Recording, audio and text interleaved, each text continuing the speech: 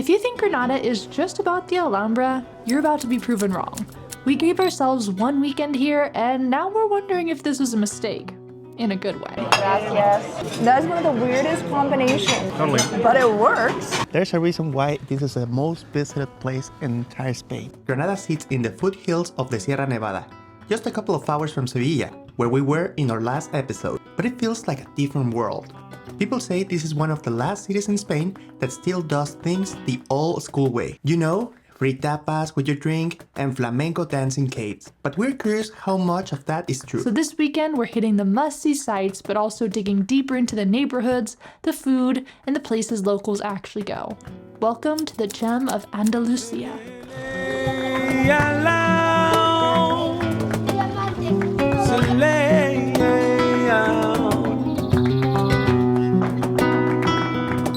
We made it to Granada. We arrived last night and right now it's very early, just 15 minutes before this opens. Yeah, a lot of people come from around the world just to see this place. We got to see it as our first thing here in Granada. I mean, it's going to set the tone for this entire video. That's correct. We're going to give you a lot of advices and we're going to show you how to discover Granada in the tourist to local way. Let's go. This is the Alhambra, and over 2.7 million people come here every year. It's a massive palace and fortress complex that sits on a hill above Granada, and it was originally built by the Nasrid dynasty in the 13th century when this region was still under Muslim rule.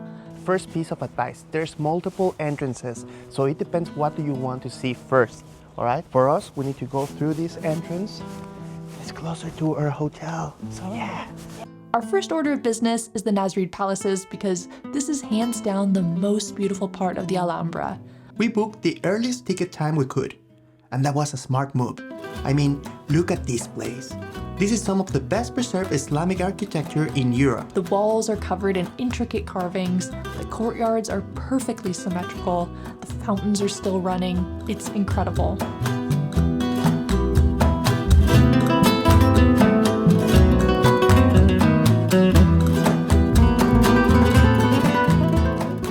If you like geometry or architecture, mathematics, this is the place. Oh my God, they say they try to recreate something perfect because perfection is for the gods. Well, for the God, in this case, Allah. But also, they make it a little bit not perfect because perfection, it's only God. Weird, it's interesting. But oh my God, it's fascinating, this place.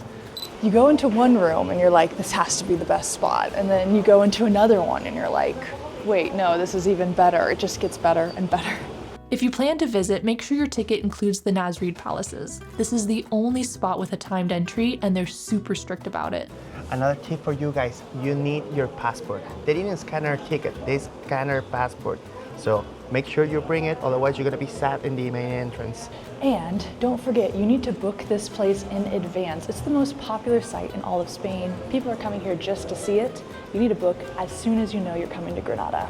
You know, when you're planning your trips, you have to ask yourself sometimes, like, you see these famous sites on the itinerary, tons of people go. Is it actually worth it to deal with all the crowds and everything? This one is totally worth it. There's a reason why this is the most visited place in entire Spain. But the Alhambra is not just the Nasrid palaces. After we finished our time entry, we explored the rest of the grounds. It's incredible how massive this place is between the palaces, gardens, military towers, and the famous Generalife, which was once the Sultan's summer escape. This was one of our other favorite spots. One of the most amazing things in this palace, all around the Alhambra, it's that the water is a crucial part of it. Like everything is constructed in order to have always water all around, and I love it. All right, mi amor, first site done, and in 3 hours we are good. Yeah, that was amazing. And if you're coming over here, yeah, reserve around 3-4 hours only for this. And wear comfortable shoes. Yes, for sure. We have a lot more to see in Granada, you guys, and we can't do it on an empty stomach. Definitely. But luckily, we have a restaurant just in the back where we want to find local dishes. Yeah, normally we would avoid a restaurant that is right in front of such a major tourist site, but we've heard it's super underrated. Martina and I have a shared note on our phone of all the dishes we're trying to find to show you guys in Granada. Hopefully we have something we're looking for. I don't know. Well, let's figure it out. This place is super cute. It's called Jardines Alberto, and we are the only ones over here because it's too early, but we were hungry already. But look at this. Plato alpujarreño. There's a lot of things going on over here. Morcilla, chorizo, lomo de cerdo, potatoes, jamón, and fried eggs. Big dish. I have to share with Juliana, but we deserve this. All right, this dish is so freaking good. It's called pollo al estilo nazarí. You can really see the Moorish influence in this dish in particular, which is known for combining both savory and sweet flavors, which you can see with the raisins, the almonds. It is so good and it melts in your mouth. It looks like there's also like spinach in here, pieces of chicken. It's delicious. And I think that's what makes this part of Spain so special, is that there's influence from Andalus, Arabs, Berbers, and it all comes together in the culinary scene here, and this dish is so good. We filmed so much this morning that you guys are running out of battery right now, so we need to go grab a couple more from our room. Not only is it literally across the street from the Alhambra, we can see it right now, but it looks like the Alhambra inside. Let's go check out our room. We stay in some incredible places on this trip, but Hotel Alhambra Palace might just be the most unique hotel we ever stay in, and we partnered with them this week to show you why. Perched on a hillside overlooking Granada, the hotel feels like a seamless extension of the Alhambra itself. Built in 1910, it was designed to mirror the Nasrid palaces, and stepping inside, you immediately feel transported. Even the hallways smell like roses. And then there's this lobby. Martín and I were looking around like, are we allowed to be in here? And then we saw the rooms. We were in a classic city view room, which included a super comfortable bed, a bathroom featuring beautiful Moorish-inspired tiles, luxury bath products, and panoramic views of the city and the Sierra Nevada mountains. And as a World Hotels luxury property, you know the food is going to be good. You can enjoy delicious dishes with fresh local ingredients while overlooking the city, and even grab a specialty cocktail in their lobby bar. And then there's the lavish buffet breakfast that's ready early so you can grab a meal before walking across the street to the Alhambra. It couldn't be easier. If you want to stay in this hotel, remember to use the link in the description so they know tourist or locals send you. But right now we have to check another part of the city. I think that place around there. It's a nice walk down through like this little forest. And don't worry, whenever we have to go up again, up the hill, we're gonna use public transportation. It's only €1.60 and you can tap your card. So I think it's a good deal.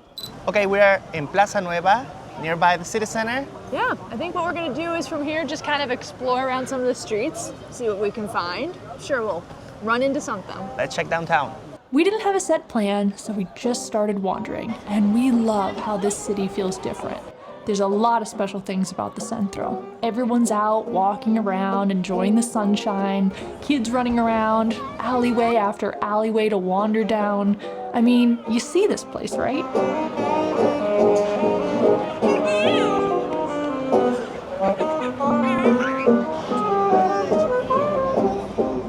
We accidentally found ourselves in the Alcaiceria, which was once a Moorish silk market. It's obvious the Arabic influence, but right now, just walking through this alley, it's like you're in another country. It's incredible. Like in my opinion, I think Granada it's a city that has one of the most influences on Arabic culture in Europe, if not the most. At the other end, it opens up to Plaza de Bibambla, which couldn't feel more different. It's wide open. There's music playing, live, always. People are dining al fresco. It's a nice spot. And not too far from here is the cathedral. Wow, the entrance is very cool actually. It costs €5 to enter, and this church is just massive. I'm at the point in our itinerary where I'm getting a little churched out. We've seen a lot in the past few weeks, but what makes this one really different is it's angled in a really interesting way where there's like 3 sections all pointing towards the center.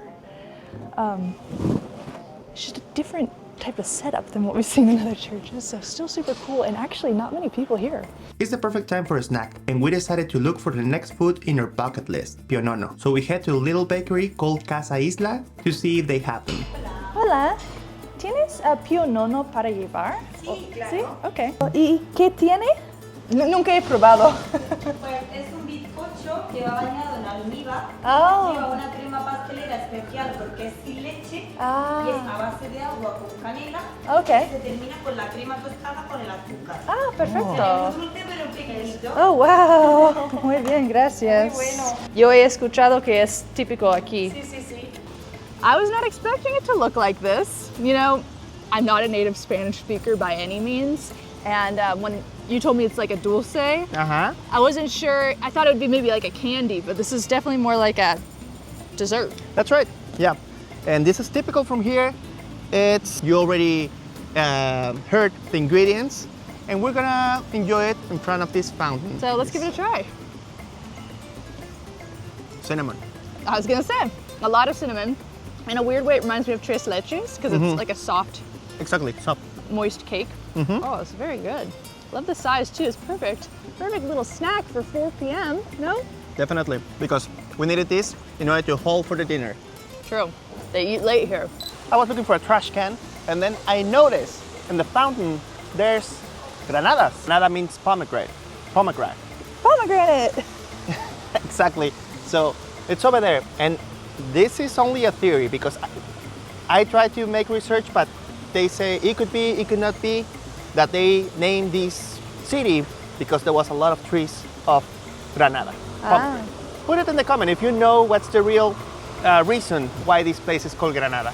Mi amor, I'm learning the type of places I love visiting. Places like this that have charming little alleys, laid back way of life. You know, sometimes even a siesta might help. Right. And what is interesting about this place is not only how charming it is, it's whenever we're walking, all the floor, it's like decorated so nice. I haven't seen that in another city. Don't forget to look down. Also, don't forget to look up. Don't forget to look straight ahead because I've almost tripped several times. We've explored lots of cool sites that were historic. We've eaten a little bit of good food. There's something else we want to do here. We're going to see how Granada does flamenco.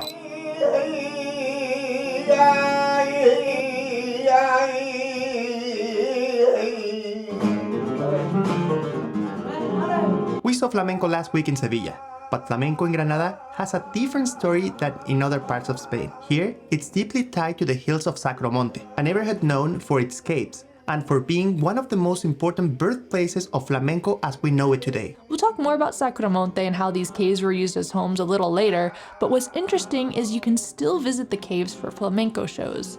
I mean, the acoustics here are incredible. It just adds to the intensity with every stomp echoing off the whitewashed walls.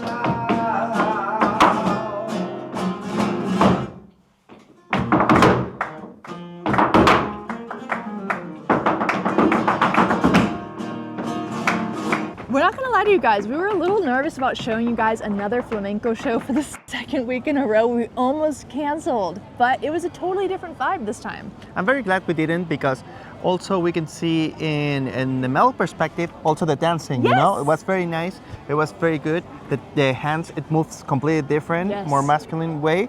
And it was very nice. I really liked it. I felt like the style was slightly different too. It just felt like a different vibe. So I'm glad we got to see how Granada does flamenco. You know what else Granada does pretty well? Tapas. I mean, they're the last place here in Spain that serves you free tapas the way it used to be when you order a drink. So let's get some. What do you say about that? I think that sounds like a great idea. Bebidas con tapa. All right, this looks like a good spot. Should we? Yeah. As it's famous over here in Granada, for every single drink that you have, they're gonna bring you one tapa. Juliana ordered this, she was very good. With membrillo. It's like some kind of jam, but it's solid. You know, so it's very good with cheese, this one. And I ordered a croqueta. This is the way that some people, they have dinner, because of course they order 2 or 3 drinks, and of course they have like 3 different dishes. It's a smart way to do it. And you know what? I appreciate that they have a lot of non-alcoholic options too. I have to show them because they have wine without alcohol, they have gazpacho, they have a couple of juices, so it's very good. You don't have to get drunk in order to be able to eat all the food you want to eat. Right. But if you want to, that's okay too. All the power to you. A lot of college kids here. It's a very popular spot, it looks like, for the local college students, and the food here is delicious. And actually, you know, we're doing it in the right way because we're standing up. Standing at the bar, free tapas with every drink. This is how you do it, and more places should take note. Day 1 is done, but tomorrow's a whole new adventure. Another morning, another day over here in Spain. Yeah, I think this might be the first time in the 2.5 weeks we've been in Europe that we've left the hotel after 9 a.m. We're trying to take an easy, leisurely day today. So we started off by walking on that path we love from the Alhambra down below. And it's enjoyable because so many trees, you don't have to go uphill, you have to go downhill. And today we're discovering another part of Granada that is one of the most beautiful neighborhoods in this city. Sounds like the perfect thing for today, Myanmar. Once we get down to the city center, we hop in one of these adorable little buses to the top of Albaicín, a historic medieval neighborhood with streets dating back to the Nasrid period. Well, this is a gorgeous place to start the day. Yeah, it's on top of the hill. It's called Mirador de San Nicolás. And look at that. Remember yesterday La Alhambra? Now we're looking at it from the other hill. You know, that's pretty cool actually, that we got to spend it yesterday inside of there and now we get to see it from far away. It's stunning. Jeez, Yeah. from every angle. And let me tell you how is the neighborhood over here. It's little houses painted in the same color, little alleys and just beautiful trees, beautiful plants all around the houses. It's the perfect neighborhood. Yep, it's like someone went into my Pinterest board and like made it real life. And I think I need more caffeine. Maybe we'll find a coffee shop. With a great view? Okay, I mean, you got me sold. That's good. Okay, we found our spot. This is El Balcón de San Nicolás. And I don't know if you noticed, but we're in the best table with the best seat. And of course, we have churros with us. Yeah. So that's a perfect start of the day. That was a surprise and honestly, I'm pretty pumped about it. That's right. We enjoy the view from here for a bit, and then decide to walk along the hill to that neighborhood of Sacramonte we told you about. The vibe on this side is completely different. This neighborhood was one that we were super curious to explore. It's long been home to Granada's Gitano or Romani community. They had come here after the Spanish Reconquista of 1492. And the way that they built their houses is very unique. I'm really glad we're at this specific spot that Martine's gonna tell you about, because I was about to start knocking on doors to see what it looked like inside. I couldn't believe the homes are built into the caves. I think this is gonna be a really cool spot.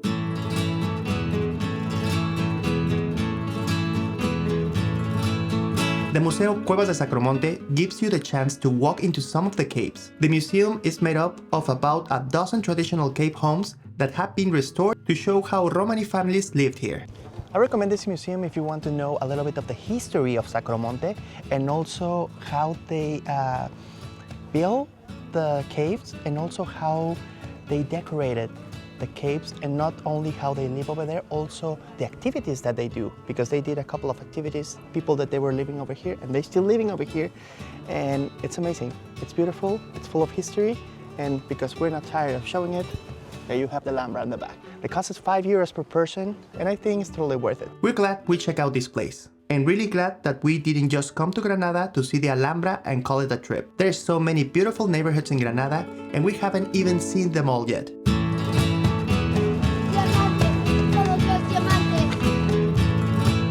This probably will be the most emblematic street.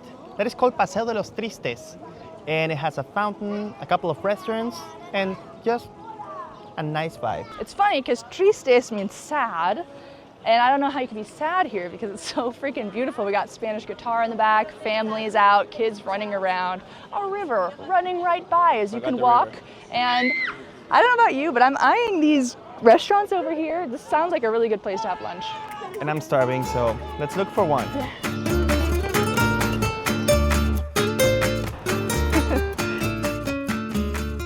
We were gonna dine al fresco, but then we saw this place, Minotauro.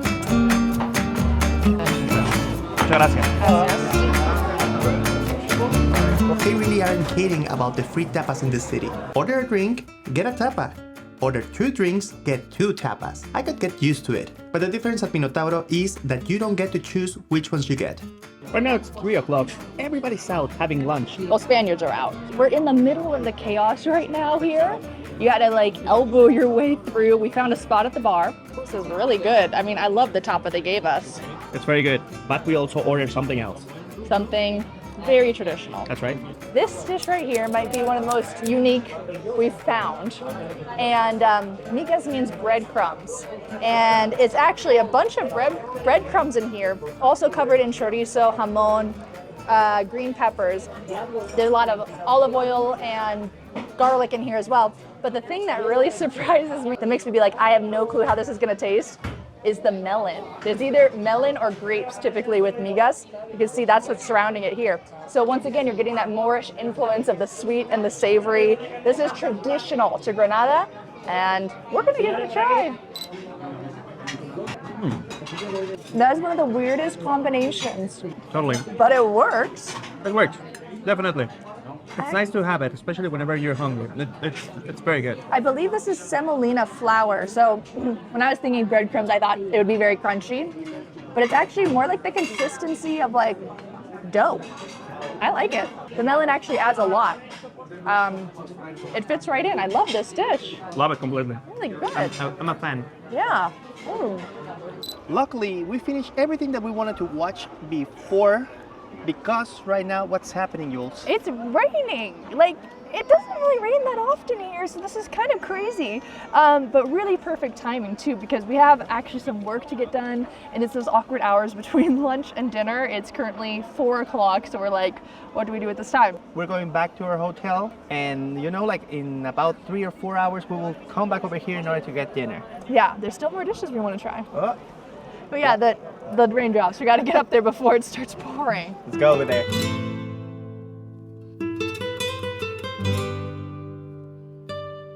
Dos cosas. La primera, una entrada caliente que va a ser las berenjenas con miel. Y después vamos a compartir un arroz. El arroz meloso de carrilleras y setas. As you saw last dinners, we were standing just over there, like try to have a little bit room. We were standing in different bars. Right now, we wanted something a little bit different. We wanted to be seated for once in this trip. So that's why we're over here. And so we were walking, and we felt so called to come here. It's called Pimienta Rosa, and did not come up in our research at all, but it has a really good vibe, cute interior, and food here, from what we've seen on people's plates, looks incredible. It's food that's typical from this region, but kind of like a little more elevated, not necessarily bar style, so I think we're in for a treat. There was a dish that since the moment we arrived to Granada, we see it in all the menus. That is berenjena con miel. That is Eggplant with eggplant honey. with honey. Yeah, how it sounds.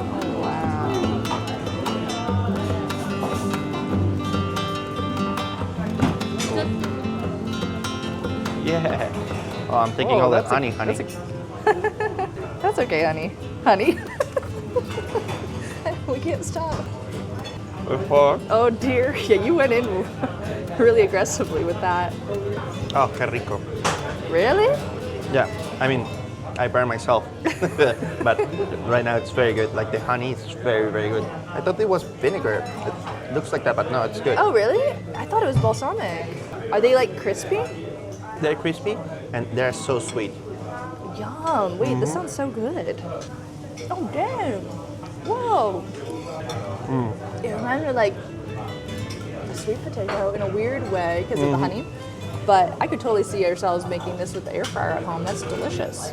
We end our time in Granada with this creamy rice dish with mushrooms and beef cheek. And that feels like the right note to end on. Because the more time we spend here, the more we realized Granada is a place meant to be savored for ideally longer than just a weekend. You show up for the Alhambra, sure, but you stay for the caves, the music, the little plates of food that somehow keep coming. We hope we can come back here, but next time for longer. Something that I've noticed is all the people in Granada, they are so kind, they're so happy, they're always smiling, they're always willing to help you. I think that's something from the south of Spain, what I'm noticing.